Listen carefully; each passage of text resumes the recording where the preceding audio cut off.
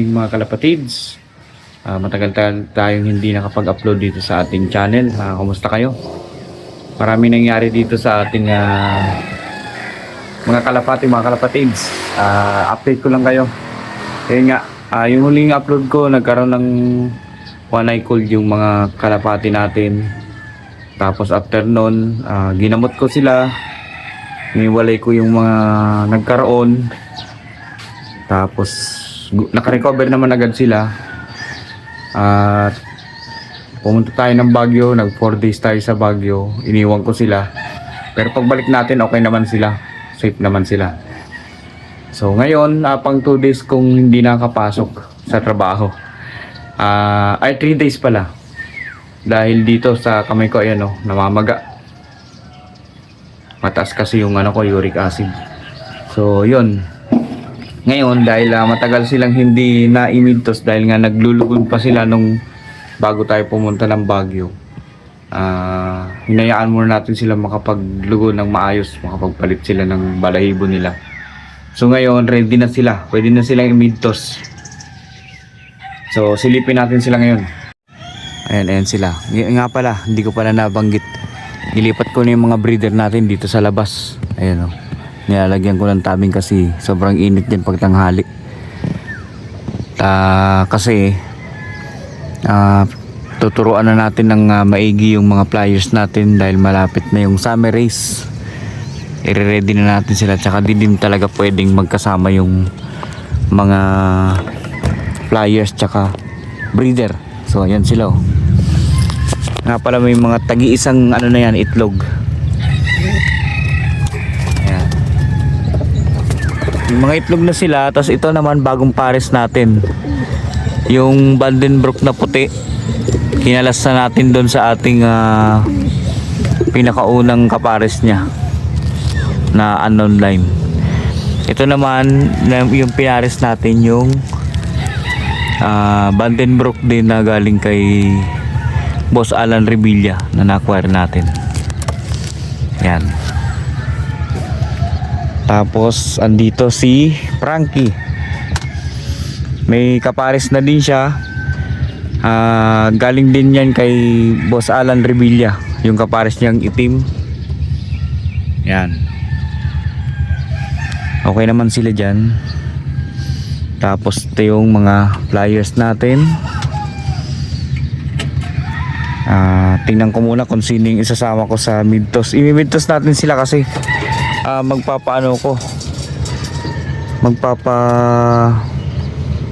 kuha ako ng dugo doon sa may bandang bayan. So tingin ko itong 4 na ilalaban natin sa summer. Pang 5 si Frankie na ilalaban natin sa summer eh. So ito iiwan natin to. Itong isang hen nung anak nung puti na Vandenbroek, may itlog na din na kapares na nitong isang Vandenbroek din. Ayan si Leader. Ayan na siya. Okay naman yung mga nila ipot. Tapos ito yung kapatid niya.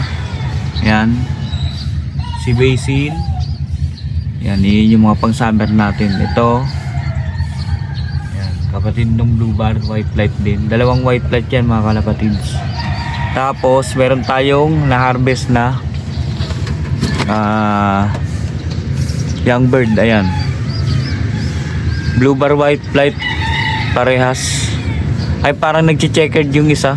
Ito kaso medyo mahina yung resistensya nitong isa nito.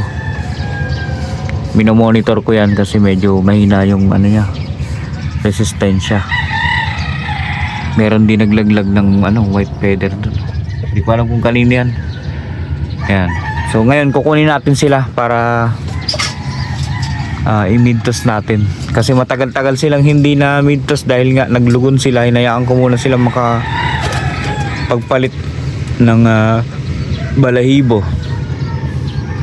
Ito mga kalapatids, pinalitan ko ng fake egg yan. Kasi nga hindi pa siya na ikakarera. Nagkaroon na agad ng kapares. So pinalitan ko ng fake egg para hindi sila makapagpapisa agad. Yung isa talaga oh, pumipikit oh. Hindi ko alam kung ayan oh, nakapikit.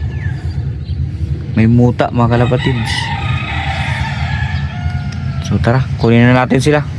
Siguro apat na lang. Itong dalawang white flight,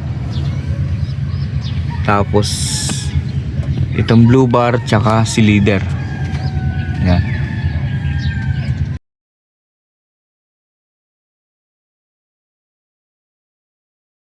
Ayan na sila mga kalapatids. Apat. Sasama natin si Frankie. Ayan si Frankie oh. Yan mga kalapatids, nandito sila sa likod ng e-bike natin. Tapos na sila magbugbugan, so alis na tayo.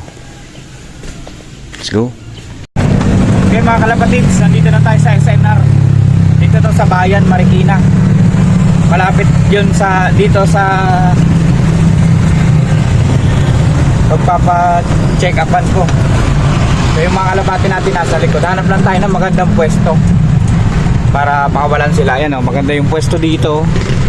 So hanap lang tayo ng mapaparkingan para makabuelo tayo. Pero pagpapahingain muna natin sila ng 5 minutes bago natin sila pakawalan dahil tagtag sila dito sa biyahe, sa e-bike.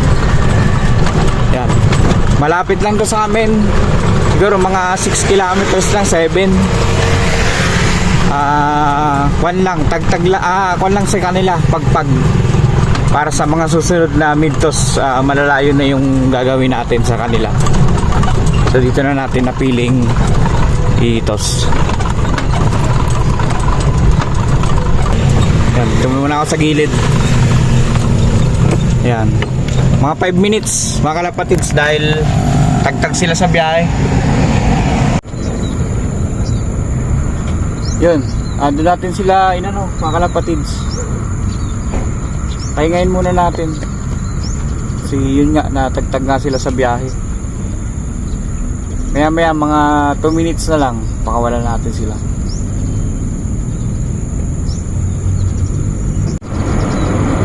Yan, 1 minute na lang mga kalapatids. Sintayin lang natin walang sasakyang dumadaan bago natin sila pakawalan. Yan, pwede na siguro.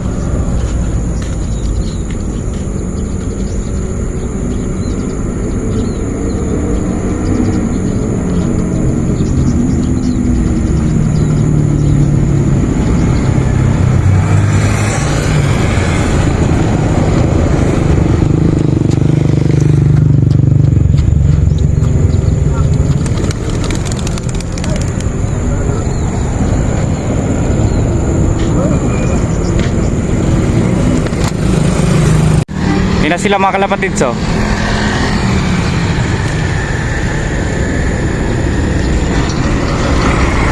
Pero mangiikot pa. Malapit lang naman to.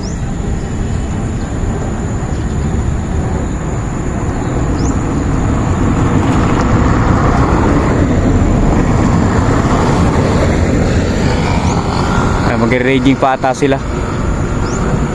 Tabad na sila Romonday kaya kailangan ipagpag. Yun what's up mga kalapatids, alas 12 na ng tanghali. Nakapa-check up na rin ako dun sa clinic. Silipin lang natin kung naka-uwi sila dahil di ko pa na aakyat mula kanina. Yun, nandito si Frankie.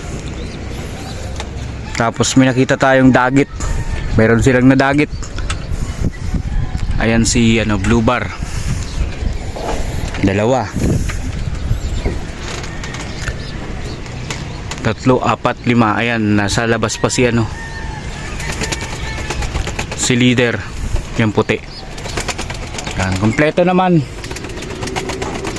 Meron lang. Ayan nandito kanina Ayan, kulay brown. Ayan kulay brown na ibon. Ayan. Hayaan ko na yan, lumipad naman na. Update ko na rin kayo dito sa loop ko. Ayan na, nilabas ko na nga yung mga breeder cage natin, yung mga breeder natin nasa labas na. Ayan, kasi para maluwag na dito. Ayan na yung itsura.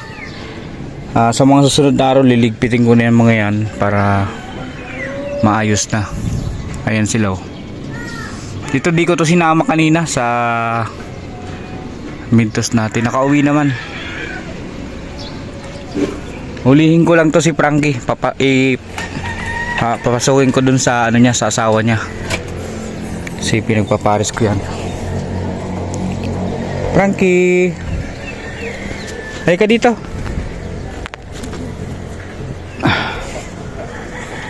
Ups. Papasok ko lang mga kalapatid.